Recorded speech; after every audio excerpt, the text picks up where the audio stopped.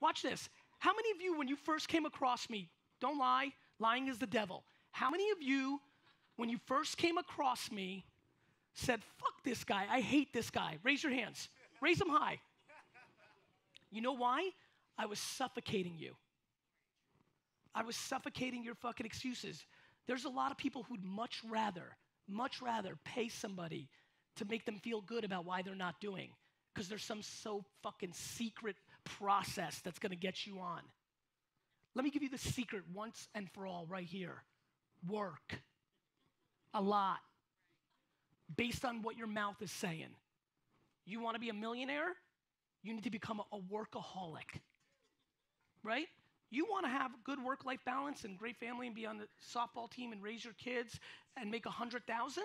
That's an amazing, let me just say it real quick, that's a ridiculous life. Making 100,000, that's a ridiculous life. You make 47,000 and see your kids and do your thing and be happy, that's great, right?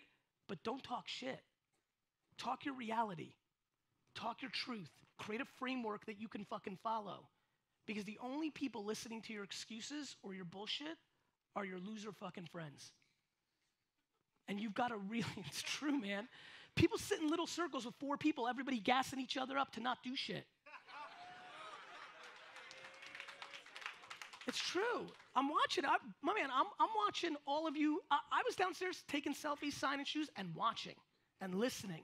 I listen real fucking careful. I watch you real quick. Nobody is putting on marathon sneakers. Everybody wants to be a sprinter. Everybody wants it tomorrow. You know? And I get it.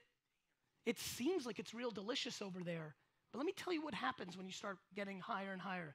And Diddy said it right. More money, more problems is real. Right? You want to have $1 million business that you're the CEO and the entrepreneur of? Let me tell you what happens. You're eating shit for a living. You're a firefighter. I'm about to get off this stage right now, and there's 7 things I got to fix. Problems, issues. So grass is fucking greener until you live it.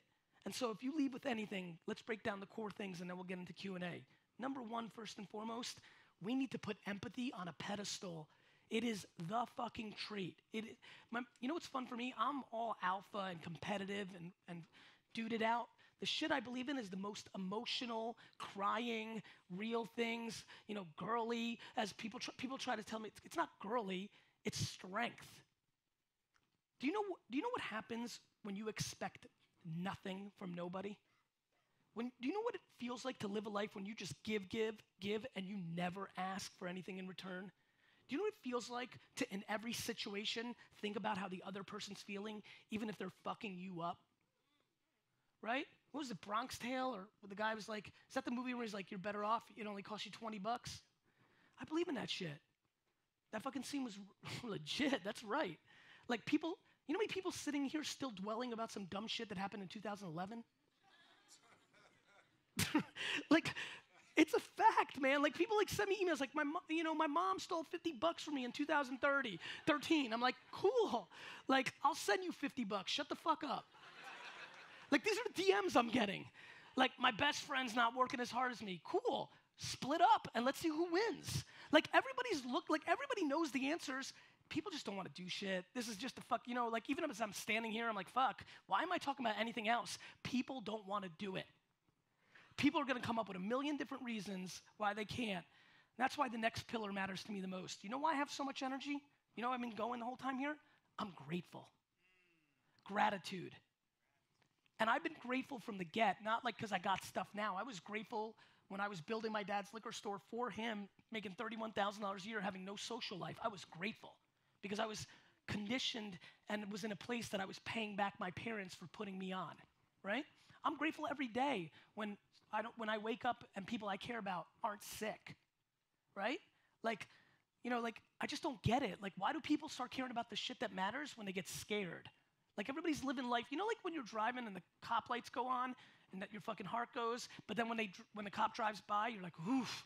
You feel real good, and then you start driving with 2 hands and the speed limit for about 4 minutes, and then you get back to being like ridiculous. That's how people are living their lives. Right? Like grandma gets sick or mom has a cancer scare or they get sick or something and then they start caring about real shit. Nobody's giving a fuck about a Supreme backpack when your health isn't going anywhere. And so I just don't understand why people are living their lives like that. And so fucking gratitude. Whatever you got, listen, if you could afford $90 or $60, whatever the fuck you paid for this conference, you are so much further along than the majority of the earth. You just haven't put the right perspective in place. You have not put the right perspective in place. People complaining downstairs wearing $213 shoes. Shut the fuck up. Like, get perspective. What the fuck do you think is going on in the world? Get out of your fucking bubble. Like, people talking about being in the hood, and they're like, and then I started poking, and they're like, in lower middle class, right? In America, with the fucking internet. Do you guys understand that you have a fucking thing on you that is more powerful than fucking every media company had fucking 25, 30 years ago in your fucking pocket? We could just laugh about that. Listen, I can go on forever. People are lacking gratitude. People are lacking empathy. You know why people like me? Because I like them first. That's it. And so everybody's watching what I'm doing and this and that, and then I'm saying things, and you guys are really helping. You guys are like my Puff Daddy. The mms are coming in. Shit, you're feeding me. Keep doing it. I love it. I'm like, I was about to sit down, but the mms are like, oh shit, I better say something else fucking fresh. I need a couple more mms before I sit the fuck down. Let me come up with a little more fresh. And everybody hears this, and listen, some of you have been consuming this for a year or two. You watch those videos on Instagram or YouTube, you watch my vlog or this and that. You listen to podcasts, you get hyped. You get hyped and you're like, right. And then you stop listening and you walk out into your real life and you go back to dumb shit. Here's why. A lot of that stuff happened early. Where you grew up, how you were raised. Biggest problem is if you had parents that are pessimistic, misery loves company. It's hard to break that. It's hard to face the fact that your mom wants you to actually lose. She doesn't realize it. You know that, right? Your mom doesn't want you to lose. It's her framework.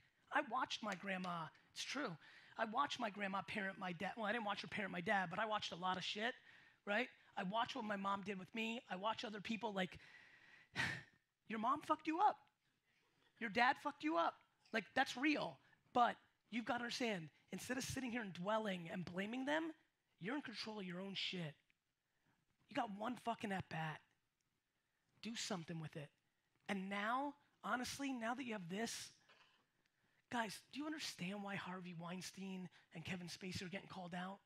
It's because the internet is now the middleman, not 5 to 10 media companies run by 10 old white guys. Like, you can tell me anything you want about Trump this or this, that, or the other thing. You're missing the point. You're missing the point. You know why Champion can come back real quick? Because they did the right shit for 24 months. You know why everybody wears fucking Stan Smiths? Because they put them on cute girls on Instagram 3 years ago. You know why people drink LaCroix fucking sparkling water? Because they spent their money on Instagram. You know why Under Armour isn't winning? Because they didn't. I'm not mad at Under Armour. I'm just using it because you just lived the last 5 years and watched which brands won and which ones didn't. And so, like, it's funny to me just watching it. You get it. You've got the part that matters. You get it. You think Under Armour and Nike wanted Adidas and Supreme and all these things to happen? They didn't. They just did the wrong shit. You know why? They took their spot for granted. Right? They just took it for granted. And that made the vulnerability. And now it's over. Just so everybody knows, just like the internet, this whole culture, fashion, street, all that, it's over. My K-Swiss deal with Barney and Patrick and those guys, that's the preview, not the anomaly. Every brand's about to do collaborations with things that matter forever and ever. And that's where the equity is.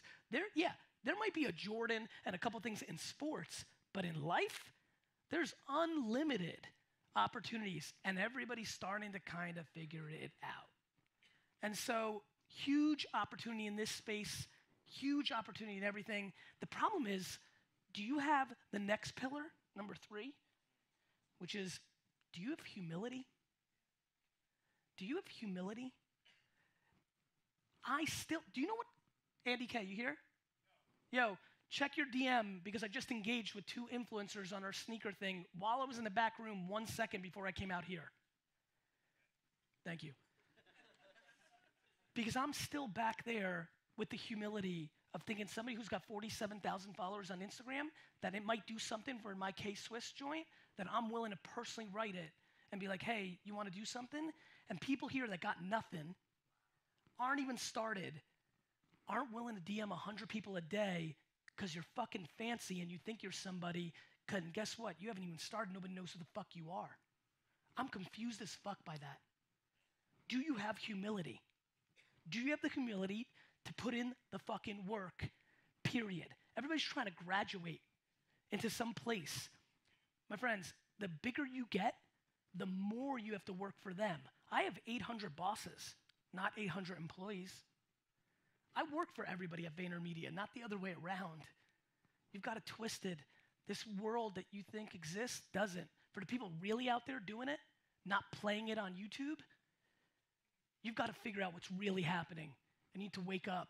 I need to have to put in the fucking empathy for your audience, because you'll never make a good product, never sell shit unless you actually worry about them being happy with it.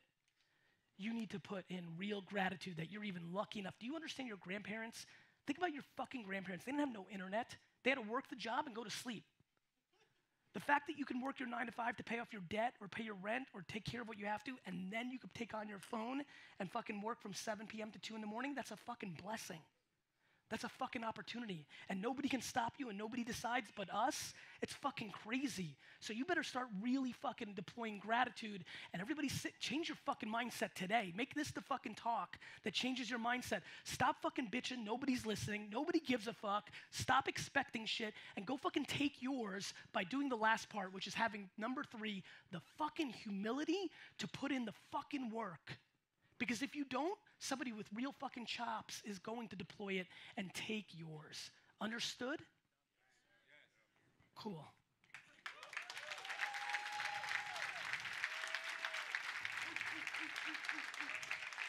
Now that you've got your mind right, it's about one thing. Understand where the attention is and make shit for it.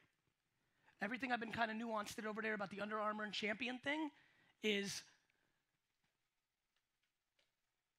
if you would have told anybody in business 24 months ago that at ComplexCon, where thousands of kids that are cool are hanging out, that more of them would be wearing Champion product than Under Armour, you would have been laughed out the fucking room.